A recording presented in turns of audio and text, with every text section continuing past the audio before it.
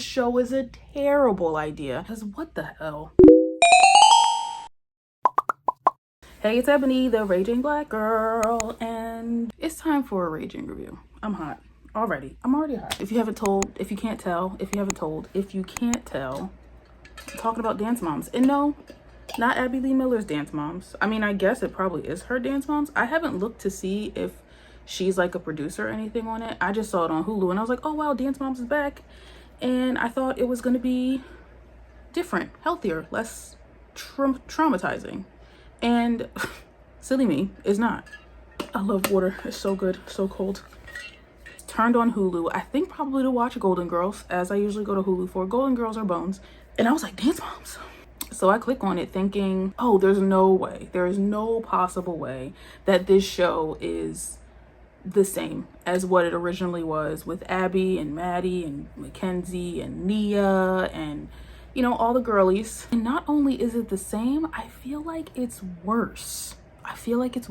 Because like when Dance Moms was originally on TikTok, Snapchat, Instagram, all of that, like it did not exist in the way that it does now. I'm just gonna get into it. I have my notes here on my iPad. I'm gonna keep looking down. If you don't like it, I'm sorry. Listen like a podcast. I see here on my notes I was supposed to keep a cry count because 5 minutes into the show they were already crying. The girls, the mom, the teacher, everybody was already crying.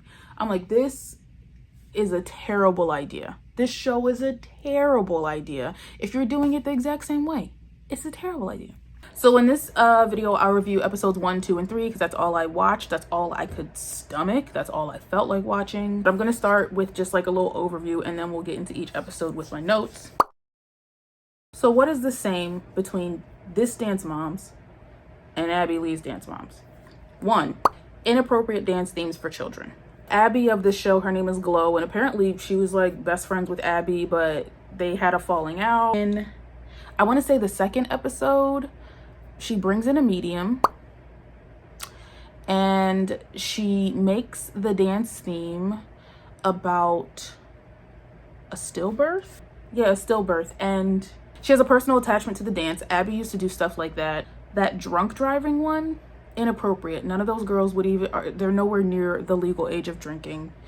They don't even know how to drive at that time in the episode. Maybe one of the girls, maybe Brooke, if she's 16 at the time, I don't know. But like, there are 80 bajillion different themes that you can choose for little girls to dance to, and you chose drunk driving. There's a lot of other themes, but like inappropriate themes for dances is definitely one of the same things as Abby's Dance Moms and Glow's Dance Moms. There's still just one black girl.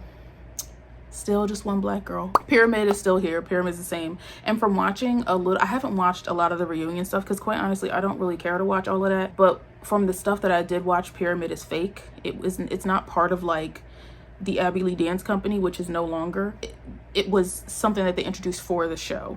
There's a favorite amongst the girls for Glow, just as Abby's favorite was Maddie. But what's different is Glow lives in their basement. Like, she lives in their home. I don't know why. I don't remember why. I don't care why. But there's a much closer relationship and a different type of relationship with Glow and whatever the mom's name is and her daughter than Abby and Maddie. Because what's Maddie's mom's name? I don't know what her mom's, I don't remember. Kelly, Ashley, Marie, Meredith, Melissa. Is it Melissa? It's an M name. I don't know. But she like gave Abby gifts and stuff. The same thing with, who's Maya Little Kendall's mom? Maya Little Kendall's mom. Giving her gifts and stuff. And I mean, they all had a different relationship. Like, I know some of the moms even grew up with Abby dancing and stuff or something like that. But this is different. This is very, very close. And quite honestly, conflict of interest a bit. And the moms pick on the favorite. What feels different? I feel like, which is wild to say, but the original Dance Moms from Abby Lee's Dance Moms had way more integrity when talking about the way that the dance teacher favored or treated the girls. This feels a little mean girlish. Similar to, I just recently watched season 1 and 2 of Abby Lee's Ultimate Dance Competition, which that was so overproduced and so rigged, but those moms were not nice about them little girls. And I don't know if that was genuine either. Okay, I just turned the fan off. I don't know if you could hear the fan, but I got cold. What's different? First, it's a new teacher, new state, new studio. You know, pretty simple. This teacher has a daughter who is a ballerina. Abby did not have any children. The dance teacher is not the owner of the studio. Abby was the owner of the studio. Glow is not the owner. There's an Asian girl, so there's more diversity. You know, you got the token Asian and the token Black girl. Actually, looking back, there is more diversity. It's just that there isn't a lot of skin tone diversity, and I think that's where my mind was when I was first watching the show. So I just wanted to add that clarification, because I do believe, or I'm assuming, that there is some Latina representation on the team, but the melanin is lacking a bit, and maybe that's what I was picking up on. In the original Dance Moms, like, they were fed lines. These girls don't seem like they're being fed lines, and I don't think they have to be fed lines, because this generation definitely is sassy on their own. They're very quippy, and they're still children, they're still kids, but they seem much more authentically sassy. Crying is not demonized. Glow, there's like, in the episodes that I watched, Glow like didn't say save the tears for your pillow like Abby did. It was very much like, you know, it's all right that you're upset. She seems a little bit more compassionate she definitely is much more compassionate and understanding and gracious with the girls, and I think it is because she has her own child, and her daughter's like grown, like in her 20s, her early 20s, something like that, who is a handful. We'll get to her. The mom of the favorite does not deny that her daughter is the favorite. She's like, yeah, she's the favorite. And why would I not use that to my advantage? Or why would I not, you know, use what I have to my advantage to benefit my daughter? Yeah, she's the favorite. And the way they filmed and edited and produced this show feels more like a docu-series. I mean, it's still a reality show, but it has more of a documentary feel to it. But I mean, shows at that time, like when you watch Cake Boss or even Kitchen Nightmares from that time, Dance Moms, like, it just has this air of, I don't know what to call it, but it's just of that time. So, you know, reality shows are filmed very differently. There's a lot of slow-mos. It's really like the filmography, I'm gonna give it to them. I'm not a film student. I don't know nothing about no film, but it looked nice. You can see more of the performances. Like, it's not a bunch of like cut shots, like here's a move and then cut to the crowd and here's a move and then cut. Like, you can see more of the performances, and they're actually really beautiful. There are real-time interviews with the cast. Like, there's a girl just got off a stage and she's talking to the camera, and she's like, I actually don't remember what she said. I think she was crying and was like embarrassed. I don't know. So that's what I've noticed is the same and different from watching episodes 1 through 3. Let's get into the episodes.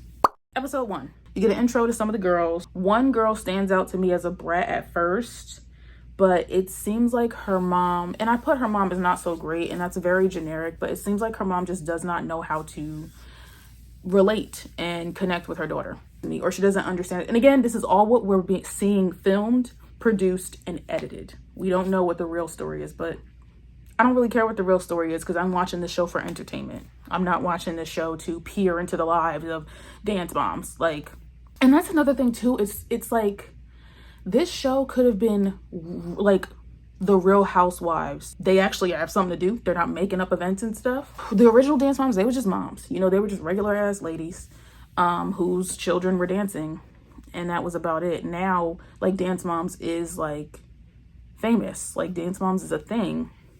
So, you know, these moms, and not to say that the other moms, they were wealthy. I would say they weren't like billionaires, but they were wealthy enough. These moms, I think, you know, they probably get a little Botox here and, you know, probably have some designer and stuff, live in like a expensive house, but not like a mansion. But anyway, what I say is that Dance Moms could have always been just about the moms and less about the children and the dance teacher. And Dance Moms couldn't have been that with Abby Lee, because everything has to be about her, and this is her name and her reputation and everything is put on the shoulders of these little girls. And that happens in this first episode too, where they're like, we have to, you know, set ourselves apart or do better than Abby Lee's dance company and the original Dance Moms. Like, we have something to prove. And it's like, I don't know what these little girls like these days. Drunk elephant skincare, whatever. It's like, I want to make a TikTok dance. I don't care about holding no reputation, or maybe they do. I don't know. It seems like the girl's a brat, but again, I feel like her mom just doesn't know how to connect with her or to relate to her. And as Supernova Mom says, misbehavior is communicating unmet needs. What those unmet needs are, I don't know. Her name is Ashlyn, the little girl. She, in some, like, one scene, she's like, tells her mom, you never have confidence in me. And she said, like, she told her mom twice, like, you're never there. You're never there, like, at my performances, or like, you're never there for me, kind of thing. And like, this girl's not a teenager yet. None of these girls, there's like one girl who might be a teenager. She might be like 10 or 11. But she is going through it. That poor girl. People would probably label her as melodramatic, but the girl's crying all the time. She seems like, I mean, she's probably going through puberty and hormones are all over the place and her emotions are everywhere. But again, at the bottom line, it seems like her mom or whoever is around her just cannot connect and relate to her and like help her regulate her emotions and her nervous system. I honestly feel bad for the little girl because her mom doesn't seem to be focused on anything except making her a star. And that happens a lot with a lot of these moms. It feels outdated for it's like, my daughter's a star, I'm gonna make you a star. They start there's an audition in the show, and then the pyramid that's done in this episode is done from the audition that's 2 months ago. Okay, we can pretend like the audition isn't staged to make it seem like these chosen girls whose parents signed a contract for the show for how many seasons or how long, like they just made the auditions and then they signed. No, we know reality TV now. Yep. I'm just looking at my notes. Like, I watched these episodes like a couple months ago. I wrote, it's always strange to watch these shows in this day and age and producers still try to fool us into thinking everything's authentic. Like, if these were real auditions, some of these girls would not make this team. Because let me tell you, I'm like, y'all didn't do enough movie magic, enough editing on the final stages for me to believe that some of them girls belong on this elite competition team. Because one of them girls didn't even do her aerial, I think. Yeah, she completely didn't even do a move in the auditions and she makes the team. That don't make no sense. So why even do auditions? Just start like, you are my elite team. Just drop us into the first pyramid. So the favorite's name is Audrey, and she was actually on Broadway. Don't remember the show, but Hugh Jackman in it was Hugh Jackman was in the Broadway production. If you know what that Broadway production is, that's wonderful. Drop it in the comments because I don't know and I don't care to look it up. I do love Broadway. I do love musicals, but I'm not like a musical theater head or a Broadway head. I'm not. But anyway, that's my bad. That's really huge for her to have already been on Broadway. And I think she might be like 11 or 12. Most of these girls are like between 10, 11, and 12. I think one girl's 13. I think somebody's 9. Mina dances in places first. I don't know who Mina is. The group dances in places 6th, and that's a problem. So Glow is embarrassed by that and she cries. There was a lot of crying. There is a lot of crying in the show. Those are my notes for episode 1. I don't remember whatever else happened, but that's kind of the gist. You meet the team, meet the girls, and that happens also in episode 2. You don't meet everybody in the first episode because I think in the second episode we learn one of the girls who's like 11 has like a huge TikTok following, and this is why I say like this is just not good. Children, we hear and read so much about the harm of social media on children and teenagers, which teenagers are children as well already, but to be an influencer as a child is so crazy, so bizarre, so dystopian. Like, what influence what? Toothbrushing like techniques, nap techniques, homework techniques, studying techniques, because that's not what they're doing. That's not what they're doing. Get ready with me's and skincare routines and all. Like, babe, you're 11. You're 11. You haven't even gotten all your teeth yet. Or maybe you have. I don't know what happens. But anyway, she has a huge following. Maybe like a couple, like some close to 1 million. Maybe even way more than that. I don't remember. But that was like uncomfortable for me. And again, like I was saying, that's why this show is just a terrible idea now, because I know all these little girls, like they have to now have a social media account. If they didn't before, I'm sure they did, because who doesn't these days? And now they are reality TV stars. They are cast members of a television show, and not like children acting where, I mean, children in entertainment period, there have always been like abuse and overworking and basically just be parading these kids out in front because the parents get to reap all the money. As with like family content creators and, you know, children content creators or influencers or whatever, there's not much regulation at all. They just started regulating social media use, period. Like Instagram now has Instagram for teenagers, which sure, I guess that's a fix, but we all know that Meta is purposefully, you know, making the algorithm show harmful, whether it's harmful or things that can be harmful to people's mental health and self-esteem and all that kind of stuff. But anyway, episode 2.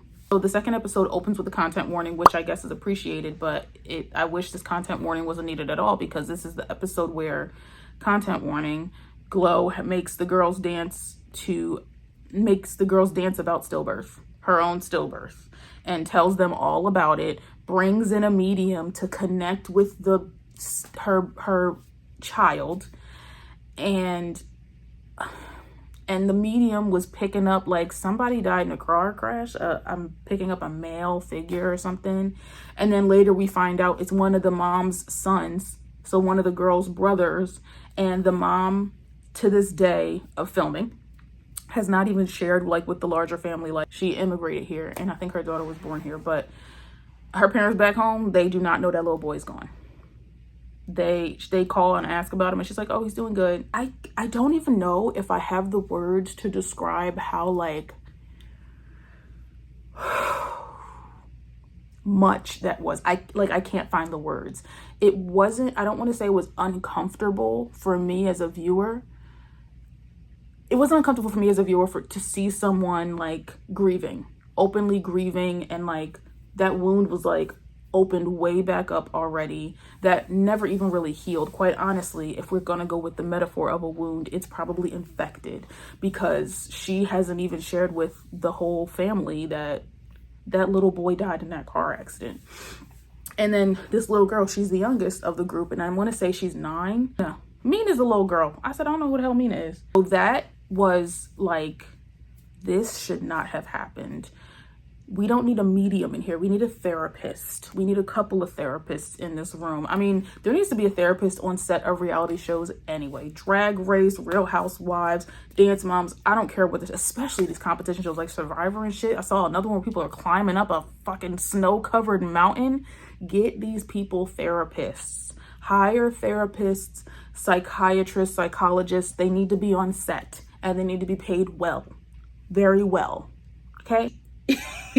Yeah, so Glow is like, yeah, I had a stillbirth and we're gonna bring a medium in so that, you know, I can connect with my child. When you could, like, this, I'm not going to say that she shouldn't have done had a medium do this. She should not have brought the medium into the studio with these little girls. Like, we could have had a scene at her house where the medium comes in and Glow is like, you know, I've been grieving, you know, the grief has come back up about my son, and I would just like to, you know if he's okay or connect with him, or I don't know, whatever. And then the theme of the dance is just about grief, about loss, and making it a bigger thing that the little girls that are dancing, that they can relate to and embody it. Because, you know, dance is an art form, it's an expression. You can tell a story, tell a message, heal through dance. A dance is much more powerful, much more effective. You know, it really can touch people when there's an understanding of the subject matter. And I've never been pregnant, so I don't even know. I can only imagine what giving birth is like, let alone not being able to bring the baby home for one reason or another, like ever. So like, I know these little girls can't. Some of them probably don't even they probably haven't even started the menstrual cycle yet. So to put that on them, that's a lot. That's not okay. And then also opening up everyone else into that room. Like, if this was real, if she is a real medium, I mean, she has to be. I cannot imagine that this woman whose real grief and trauma and sadness was on camera, like it was on front stage because of this revelation. And we didn't find that out until later in the episode. She didn't say anything when they were in the circle. It's like she doesn't want to face it for whatever reason, you know, that's fine. But she didn't want to face that information. So nobody spoke up when there was like, I'm picking up somebody. Is anybody, I'm picking up that, a male figure like died in a car crash. Nobody spoke up. And then later when the mom isn't in the room and Glow was like, has anybody ever lost someone? And she's like, my brother. And it's like, oh my God, what? And then the mom's like, I've never told anybody. And it's like, whoa. It's like, I didn't tell my parents. My parents don't know. So I don't think it's staged. I think she could be a real medium.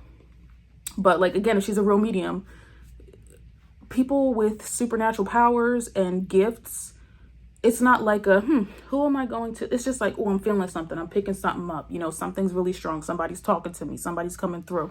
And that's just it. And that little boy is who she picked up on, because I'm sure that grief is super, super strong.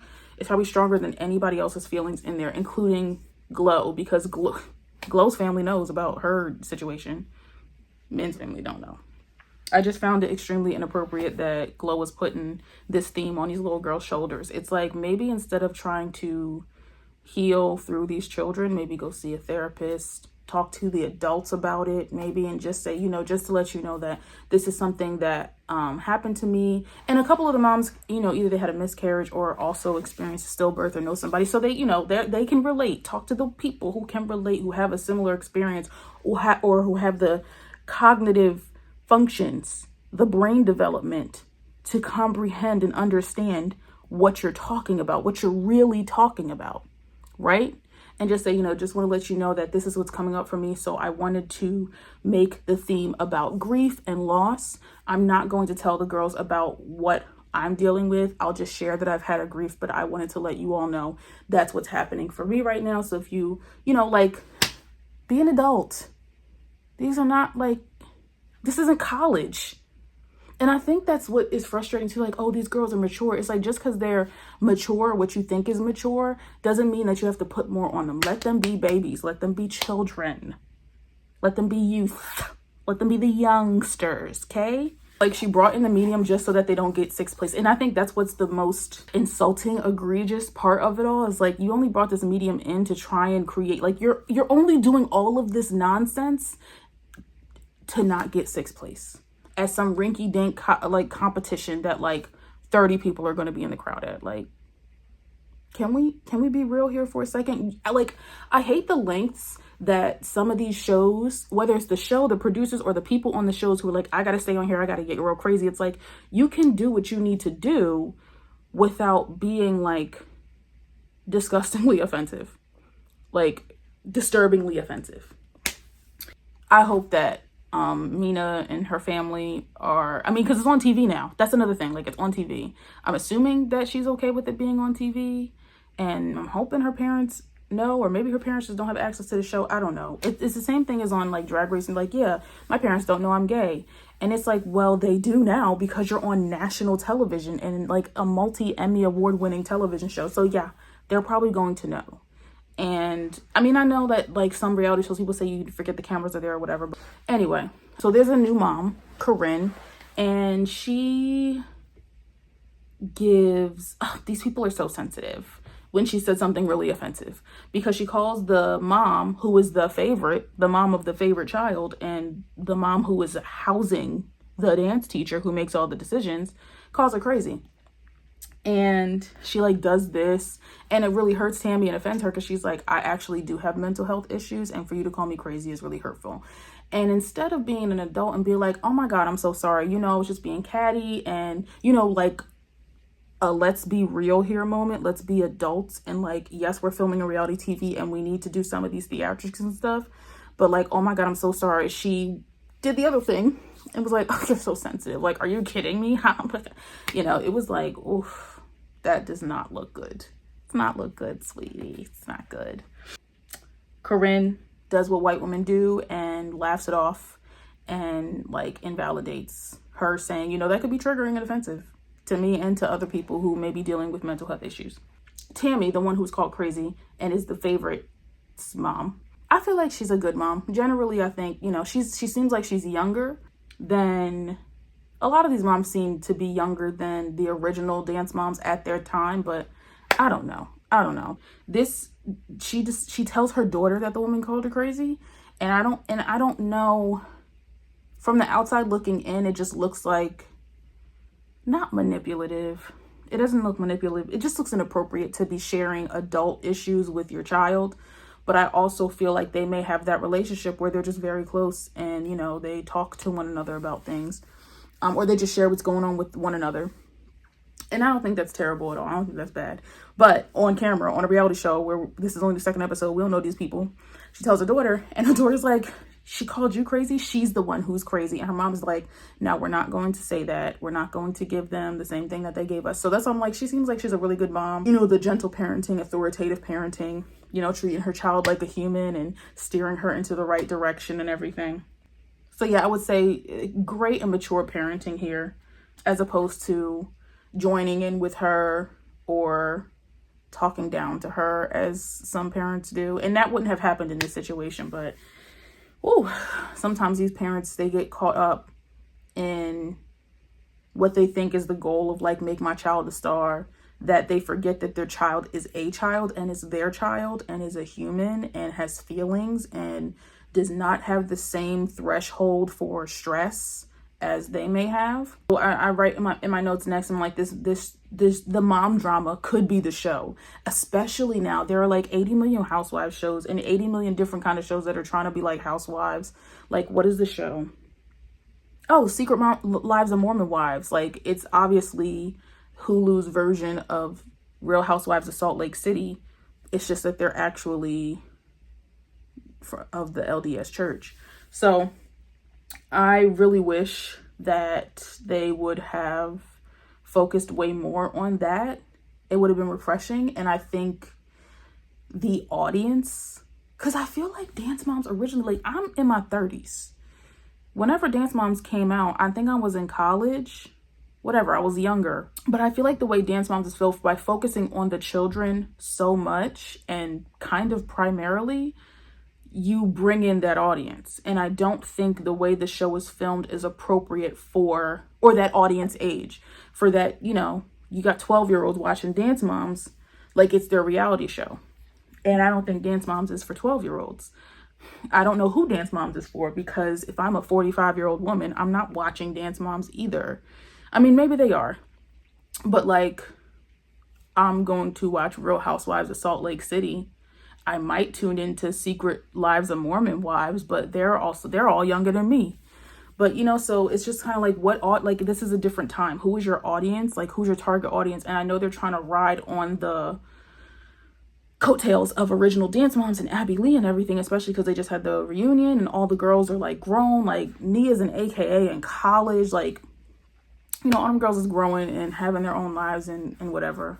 But I really think that they missed the mark on this. They could have brought a different audience to Lifetime, because that's what it's, well, no, it's on Hulu, but it's a Lifetime show. They could have brought a different audience and population to the franchise, which would have been women who watch Real Housewives, you know, real Dance Moms of whatever. Like, that could have been the show. That should be a show. I would still watch that, but whatever. I'm just a viewer. I don't know anything. So Corinne is now playing the victim and not taking accountability for hurting someone's feelings. And now I'm going to take a moment here, because I am a DEI professional by profession. This is about intent versus impact. So often when someone does something wrong, whether they intend to or not, they focus very much on the intention. I didn't mean it like that. It was just a joke. Oh my God, how was I supposed to know that that would hurt your feelings? As opposed to the impact, which is somebody is hurt. And by focusing on the intent and doubling down or defending yourself, you're not looking like the good person, because you're making it about you. You weren't the one who was hurt. They were the one who were hurt. So you need to focus on that. Like, if I roll over somebody's foot with my shopping cart in the grocery store and they say, ow, my foot hurts, and I say, well, I didn't mean to roll over your foot, so stop complaining about it. That's insane. That's insane. What do I say? Oh my God, I'm so sorry. Are you okay? Do we need to get a first aid kit or get you know, an employee, or, you know, oh my goodness, I'm so sorry. That's it. You take accountability, you apologize, and you do better next time. Okay, I'm taking my professional hat off. yeah, she's like not taking accountability about it. She's like, oh, my last studio was toxic and I thought I got away from that. And it's like, baby, you're the toxic one right here. You're the toxic one. You're the toxic one. I don't know if she was a toxic one in her last studio, but I would bet that she contributed to the toxicity at her last studio. She even like starts crying, like doing the white woman tears, and like nobody's falling for it. They're all just kind of like, I don't even know if they had any expression. It was kind of just like, okay, your face is leaking. Corinne is a mess because she talks about Audrey too, the little girl. Like, Glow is like, you're a grown woman talking about a child. Like, grow up. Like, let's be adults about this. Let's not be petty and whack. And then by the time she leaves and like she's not crying anymore, it's like, oh yeah, the tears weren't real. Didn't work. It was time for like the performance. And yeah, her name is Mina. Mina's mom's name is Min. And Mina dances in memory of her brother. And there's a really touching moment between them two where she's like, thank you for, doing that for your brother. I'm sure that was I can't even imagine, but I'm sure that like began a healing process or a different healing process or added to the healing. I don't know, but it was really lovely. Mina can dance. That little girl was dancing. These girls can dance. She was dancing. This was a much better dance and performance. And again, this all could have just been about loss and grief. It did not have to be about any specific loss or grief. Because I just felt like that's inappropriate, Glow. Like, do not have them little girls dancing about your childbirth. You're still like, no. They went first place with it. So I guess the inappropriateness won. Like, I don't know. Like, do the judges know that that's what this dance is about? And is that, like, I feel like that isn't fair. Like, you chose a very heavy topic like, theme for the dance. And if the judges know what the theme is, I think that, like, they're thinking differently now. If they just see a dance and see a dance as choreography and technique and emotion, just some type of emotion, they'd be able to pick up that there's sadness and loss and longing, maybe. I don't know. But anyway, they won first place, but the celebration is not long-lived because Glow was like, don't get comfortable. Don't get comfortable. There's still a long season. We still... She was like, don't get comfortable because you only showed me you can win once. And it's like, damn, shit. You couldn't wait till the next pyramid? So that's episode 2. Episode 3. This is the last episode for this video. I'm reading my notes and I'm already like, God, these adults are acting like teenagers. So it starts with Pyramid. Glow asks Lily, who is Corinne's daughter. Remember, Corinne's the woman who is called the favorite Audrey. I don't care. Corinne calls somebody crazy. Was weaponizing her white woman tears. Anyway, Glow, while she is a better woman than Abby in some instances, this one she is not, because she asked the daughter, do you think your mom is toxic? Is she toxic? What the hell is wrong with you? What the hell is wrong with you? Why are you bringing a child into adults' business? And why are you asking a child if their parent is toxic? You're not a social worker. You're not like trying to investigate their relationship. Nasty, gross, disgusting, inappropriate. The mom, she apologizes because she got played. Ashlyn, the girl who does not have regulation skills and does not feel like her mother supports her and is there for her and believes in her. She had the flu in the second episode, so this episode she's back. And then she gets a solo to prove that she can stay on the team. Whatever. I have not looked at these notes since I watched the show. And the theme of this dance is telephone. And you want to know why it's telephone? No, not a Gaga Beyonce thing. No, it's called telephone because it relates to the mom drama that happened with Corinne calling Tammy crazy. But yeah, Glow was just being petty and childish with this. And it's like, you could have just been petty and childish by saying things amongst the parents, or just been an adult like you did and scold the mom, be like, this does not leave this group.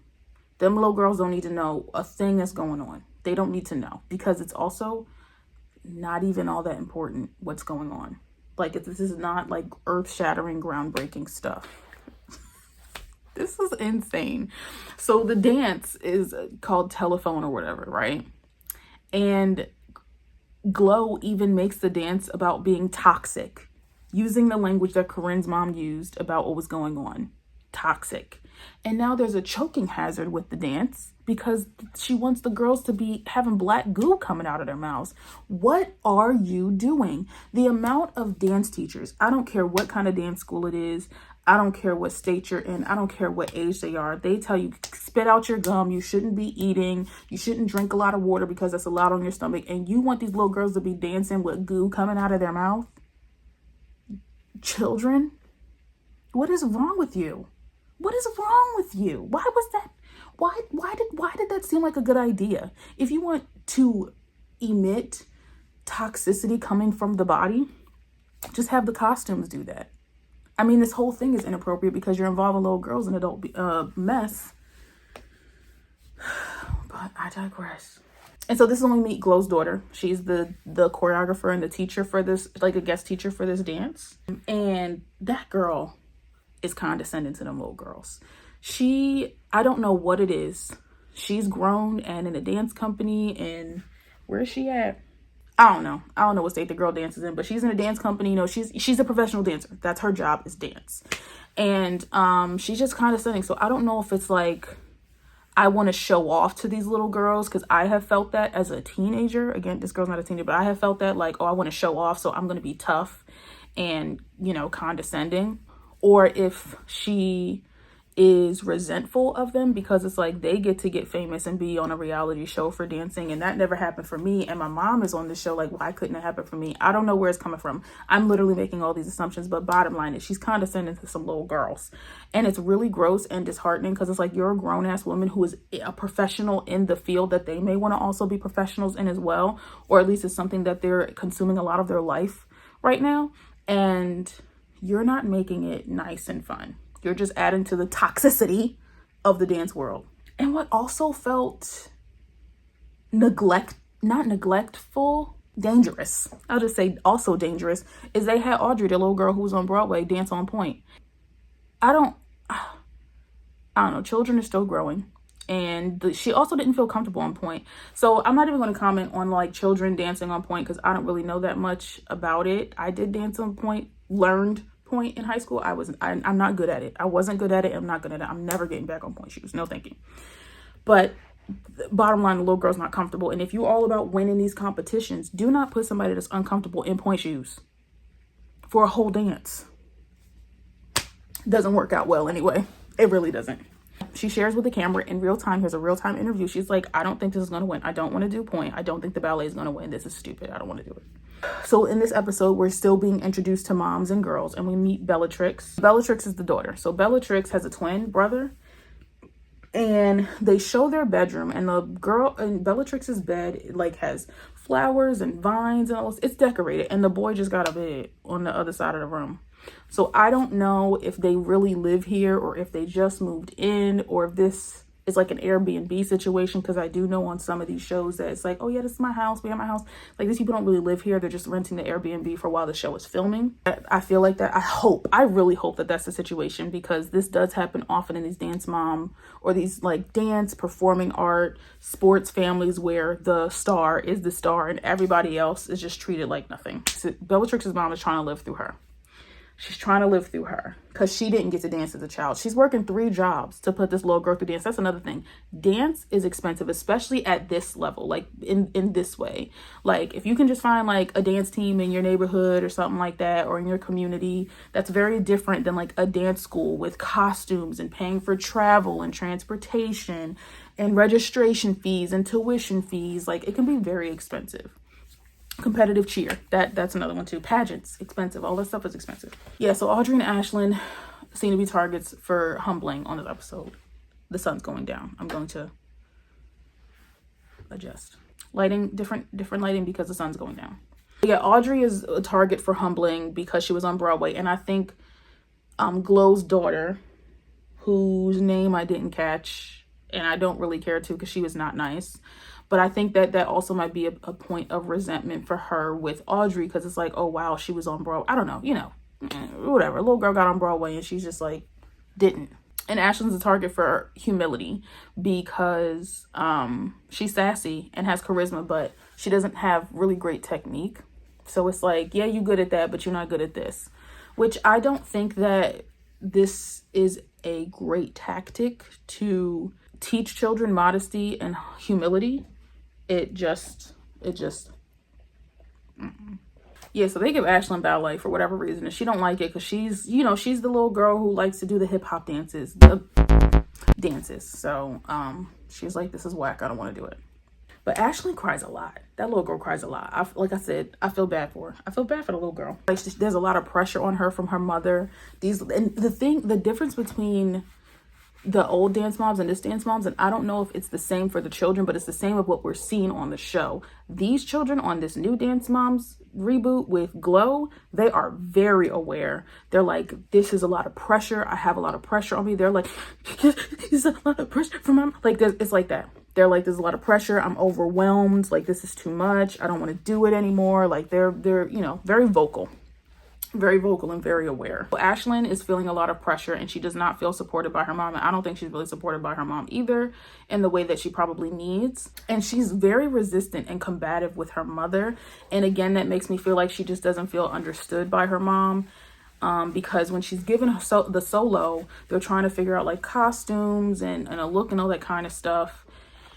And her mom just comes up with a suggestion that seems like a good one. And she's like, oh, mom, no. Like, it's that kind of reaction. So again, I don't know if she's like just a preteen becoming a teenager, and like there's that transition. And also, but really, I just think her mom just doesn't have the best relationship with her and doesn't try to understand or relate or connect to her, or doesn't know how to. I recognize that Ashlyn is extremely overwhelmed with being responsible for the outcome of this dance. Like, usually they are because they have to dance, but they don't come up with she has to come up with the hair, the makeup, and the costume for the dance. That's a lot, because that can make or break a dance, especially for you know, a critical teacher and judges. Like, this is being judged, so she feels very overwhelmed by that. And I think that is part of why she's being very combative with her mother, because it's like, I don't want to mess this up, and also like, I don't think your ideas are that good for whatever reason. And her mom just does not seem to be picking up on that. Like, there isn't a moment of like, listen, honey, I know that this feels like a lot, but, and then goes from there. It's just like, well, I don't know what to tell you. Domenica steps in and asks Ashlyn's mom, like, how are you supporting her? I take my daughter through private ballet lessons. Like, I make sure that my daughter gets what she needs to be successful. And Ashlyn's mom gets immediately defensive about it, which, I mean, fair enough, but also like, you can't set your daughter up for things and not have set her up for things, if that makes sense, because it is her responsibility to make sure her child is prepared, point blank, period, especially to keep her on the team. So Ashlyn's mom's name is Lisa. You could tell I was not really paying attention to, because I was just looking at this as a spectacle. I'm not really watching it as a reality show. I'm watching it sort of as like a car wreck. Like, why is this happening? So anyway, all the moms are kind of getting on Lisa about her parenting style. Yeah, they're like, you're not the best mom, and you let that little girl run the show. Which I don't think, I mean, yeah, she kind of does. She's like, whatever, Ashlyn, whatever you say. And it's not like, whatever you say, princess. It's like, fine, whatever you say. Like, I don't even feel like I don't feel like being a parent. I don't feel like dealing. I don't have the patience. I don't feel like dealing with your emotions and everything. So, not the best parenting. And the thing is, I'm not going to completely fault her. I always say, I know I'm going to do this whenever I have children, but like, I'm going to go take like child development classes and parenting classes and all that kind of stuff. I mean, I'm learning a lot from what people are posting on social media already. People are not prepared to raise humans. Like, when we're born, we're fresh. We know nothing. It's a wonder that we even breathe. Like, your brain tells your body to do everything. So it's like, I'm not going to completely fault parents for not knowing what to do, because we don't even know how to regulate ourselves as humans and adults. But at some point, you got to take responsibility. So I give her a little bit, because parenting can be hard and a lot of unexpected things, but also like, girl, get a clue. Again, I'm learning stuff on social media. You can learn it too, because I know your daughter got a social media account, and I hope you monitor it. So get a clue. Get a clue. Matter of fact, get several of them. So her mom's like, oh, maybe Sabrina Carpenter. And I guess they go with a Sabrina Carpenter aesthetic for the look, like the costume, the makeup, and the hair and everything. So at the competition, Ashlyn is like just through with her mother at every turn. She's like, oh, mom, stop. No, don't do it like this. Don't do it. Like, you know, just very through with her. And it's obvious that she is overwhelmed and scared and nervous and anxious about doing this dance because everything's literally on her shoulders because y'all picked the way that Dance Moms happens. And I don't know if Glow would do this as blatantly as Abby has, but like if the mom messes up, it's taken out on the child. And I don't know if the little girls know that or are very aware of that, but they're aware of it. I don't know if they're consciously aware of it. I think they're subconsciously aware of it. But yes, she's being a brat with her mom, what is considered brat behavior for children. And her mom, instead of being like, listen, honey, I know, you know, trying to, you know, instead she's like, is this how Sabrina Carpenter would act? It's like, that's not helpful. And Ashlyn's like, I don't care how she would act at this point. It's like, you're not going to get the results that you want by being condescending to your child. But it's apparent that she doesn't know how to parent a child like Ashlyn because she just lets her walk all over her, but out of like resignation and not out of like spoiling her. And so it even gets to the point where her mom is like, well, let's just pull the solo, which that's not a good like none of this is good. It's not helpful. It's not beneficial. It's just further traumatizing, to be honest. For a child who already recognizes that their parent doesn't support them, and then for you to be like, let's just not do it. The solo that's supposed to prove that she can be on the team after having been sick the week prior, like that's just so much. So multi-layered. Like, wow, great job, mom. The moms were right, unfortunately. You're not the greatest mom. And you're not trying to be either. So at this point, I'm watching the show like somebody need to take her to the side. And I do have Glow's daughter's name written down as Kaale. And when I'm like, somebody need to go talk to this girl, she takes it to the side. And while everything she says isn't the greatest, it is good that she like took her out of that environment to like be like, I think she took her in a hallway or something and like talks to her so that she has a moment. This is funny. It's petty, but it's from one of the moms. But anyway, she goes and talks to her and kind of like calms her down and everything. And then back inside Domenica, who is Smiley's mom, she flips it and is like, I wonder how Sabrina Carpenter's mom would act. Because it's like, you said, is this how Sabrina would act? Is this how her mother would act? Probably not. Probably not. But anyway, Ashlyn does a dance. She kills it. Her mother's in the audience crying. And I'm like, this is too much. This is too much. Too much. But it doesn't matter that she killed it because Glow tells her she did decent. And Ashlyn's like, I just feel like I'm never good enough. That's heavy for a child. That is heavy for a child. Like, they should not be exploring these feelings. Like, they should just still be navigating and learning about the world and stuff. And I'm not saying that children can't, like, strive to be the best or anything. But it's like, to feel like I'm not good enough at 11, that's traumatizing. That's going to stick with her for the rest of her life. Take it from a lot of us who that's still sticking with us. Oh, this next scene, sickening, not nice, not kind to the little girl at all. So anyway, Audrey, who's supposed to be on point for the ballet group dance, hurts her foot. She's like stretching backstage and she hits her foot on one of the camera person's like gear. Like, he has a bag around his waist and she's like stretching her, I think her foot back. I don't know. She's stretching and the top of her foot hits the bag, and it's a bag full of like heavy, like metally equipment probably. I know nothing about what would be in his bag, but I know it looked like it hurt. And they of course had the sound effect to, that's not what the sound effect was, but whatever. She was hurt. And I think also embarrassed and scared and humiliated. And again, for there to be so much pressure on these little girls' backs and their shoulders to do well at this rinky-dink competition that nobody knows is even happening unless we're watching the television show or we're in this dance world or the 30 people in the audience. It feels like the world is on their shoulders. And now it's like, first of all, I didn't even want to do this dance. I don't think ballet is going to win. I don't want to do it on point. I'm not comfortable with doing on point. And I hurt myself. This is when Glow's daughter shows her ass for real. She basically is like, she's faking it because she's scared to get on stage. She's faking it because she doesn't want to get on stage and fail.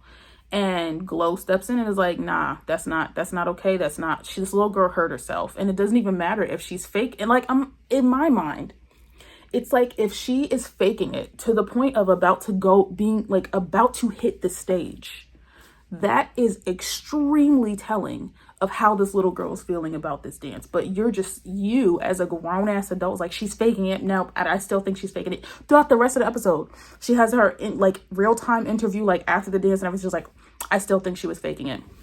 So Audrey can't dance. Like as the girls are like the camp, this is one of those great reality TV cut back and forth scenes where the girls are dancing on stage or about to get on stage and Audrey's getting hauled off to the hospital. Yeah, Kaale was like, I danced on a broken foot. I don't care. I danced on a broken foot. That's your dumbass decision. Because it's like so many things. Like, one,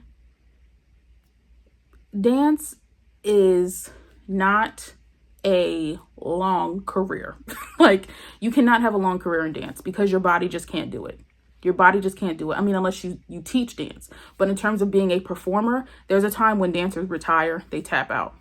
Whether they decide to tap out or their body taps out. For you to dance on a broken foot, same thing with athletes. For you to perform, to, do your thing on traumatized body, like you're not helping it. You're only hurting it because, but anyway, she's like, I danced on a broken foot. If she was on Broadway, she'd have to get on the stage. No, she wouldn't, because there's always alternative cast members and there's swing members. And you fucking know this. You know this. Stop being so gross. Stop being whack. Stop being corny. Stop being icky. It's whack. She's a little girl. It's a rinky-dink competition. Calm down. But Glow gets it together and she's like, no. That little girl's hurt. She couldn't even put pressure on her ankle. And whether she broke it or is just hurt in the moment, there's a lot riding. There's a lot going on in that little girl's mind. And honestly, if I was her, I would play it up too. Because I don't want to do this. This is my out. I'm taking it. I say that was smart. So anyway, they got to reblock the dance, and reblock meaning like just figure out how they're going to do the dance without Audrey. So to make it look like there isn't a gap or whatever. And Bellatrix is the one who has Audrey's part, and she does very well at it. You wouldn't even, like, if you're in the audience, you wouldn't think that this was completely redone beforehand. And this is where the professionalism comes in with dancers just in general. And I think this is like a key where it's like, you got to be able to roll with the punches. The show must go on. Even if it's just 30 people in the audience, the show will always, and it must go on. I totally forgot about the goo capsules, but they were not necessary. It was so dumb. They could have just like had like these things on their like costumes where it's like coming out of their body or something.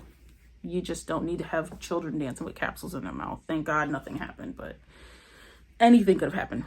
Yeah, it's not even like Kaylee's like annoyed. She's like pissed at the little girl because she's also like considered a sister to her because, again, Glow lives in their basement. So I guess maybe they've been together all this time. I have no clue, but she's like my little sister. So it's not even just like a little girl. It's like her little sister, which I feel like is even worse.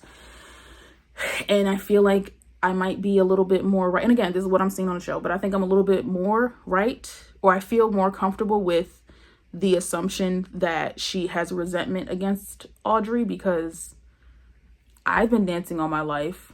I was raised by this lady. I was taught by this lady, my mom, and I didn't get to go on Broadway. Also, Kaylee's a girl of color. She's, I don't know what the ethnic breakdown is or anything, but she is obviously not white. It's obvious she's not white. And so there could be a little bit of that there too. And I'm not going to say that Kaylee's wrong in the way that she feels. It's about acting on how she feels. I say the same thing, putting my DEI professional hat on. Same thing about bias. Like, we all have biases. It's not a problem to have biases. It's a problem when you act on those biases and you make decisions based on those biases. Hat off. So yeah, even to the end of the episode, she's like, I still think she's faking it. Like, she's angry at a child for not wanting to do something and being hurt and utilizing that as an avenue to not do what she didn't want to do. Yeah, and she thinks her mom babies her. And it's like, yeah, she is a baby to her. College students are babies to me. And I'm not that much older than them. When you're in a position of authority and you're responsible for people, yeah, there can be this like, I have to take care of these people. These people are, and they're literal children. They're literal children. My last note is keep her away from children because she's not kind to them. She's not understanding. She's not gracious. And It sucks, especially for girls. Like, you could be like the beacon. You could be like because it just feels so good to know that there is an older girl. Like, I have an older sister, and growing up, it was so cool to have an older sister who was the cool older sister. Like, you could be the cool older sister to all these little girls, but now you're the mean, scary older sister. And nobody wants that. Nobody likes that. It's unbecoming of you. It's unbecoming. So that was episode 3. I don't even know if I'm going to keep watching. I mean, I'll probably will finish it at some point.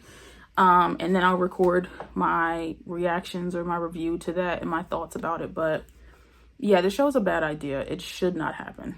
It should not get another season, which really sucks because I know that this is like money for the families, especially the woman who's working 3 jobs to put her daughter through school, I'm sure, or for dance.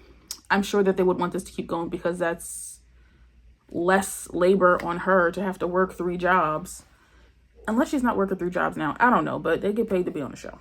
If the show continues, there needs to be a huge pivot to focusing just on the moms. Because, I mean, there was drama. There was drama, and it was good. It was good. We love to see that. And I think with Dance Moms, the original, even when there was drama with moms, it's like, oh my God, yes. Like, it feels so much more salacious. And it's like, that's what the show should be centered around.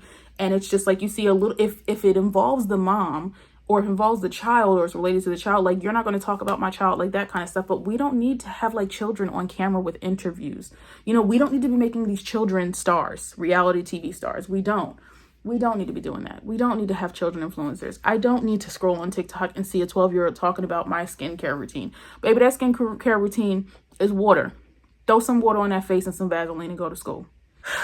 And I'm not going to fault, especially preteens, for wanting to do what the teenagers do. We all have been there. Like, oh, I want to be like the teenagers. I want to do this. And like, there's no problem with that. But like, Teen Spirit Stick was the deodorant for teenagers. And I'm not saying that the little girls can't have a skincare routine and everything, because there can be some who do have like, you know, acne, or maybe some like cystic acne, or some, you know, something where they do have to have a routine. But for the little girls who still got their baby skin and they over here putting retinols and wrinkle-free cream, it's like, that's unnecessary, and you're ruining your skin. And shame on the parents who are allowing them to obtain these products. Like, yes, your child is like, I want to go in Sephora and I want to buy Drunk Elephant. I want to buy La Roche, or wherever it's called, Pose Rocher Ferrero. I don't know. Be like, no, you're not getting it. I don't care that Bob, Joe, and Sam have the same products. You're not getting it. You're not Bob, Joe, and Sam, and I'm not Bob, Joe, and Sam's parent. And of course, much more compassionate about that, because it's something that they really want, and they feel like they will be outliers or outcasts with their peers. But like, tell your kids no. Because it's not like, I want those sneakers. It's, I want this chemical product to put on my face because the girls on TikTok are putting it on their face, and they probably don't even need it either. Wash your face. Here's a little moisturizer. Here's your oil of Olay, like we all had. Here's your skin so soft. Like, you don't need retinol. You don't need acid, any type of acid on your face. You don't need niacinamide. You need to wash your face. Sure, you can tone it and moisturize it, and that's all you need. Here's some chapstick, some lip gloss, whatever. Like, you can do makeup. And I'm not talking about makeup. Makeup is a very different thing. It's the skincare, because it's like, just give them a shot. Give them some alcohol. Like, that's what it feels like to me. It's like you're introducing things that are harmful to their bodies, like giving a little 3-year-old a perm. JoJo's mom bleaching her hair since she was 3 years old. It's no wonder that little girl act like that. And she's not even a little girl anymore. She's in her 20s. She's in her early 20s. She's like 22 now. I'm willing to bet that bleach seeped into that brain as a 3-year-old. Stop putting chemicals on your babies. I'm getting way too far out. Anyway, Dance Moms is back and better than never. And they need to make a pivot or take it off the air, because this is just not good. It's just not good. It's just not good. I could go on and on, but that's all I'm going to do right now. I'm Ebony, the Raging Black Girl, and this was a Raging Review. Until next time, rage on.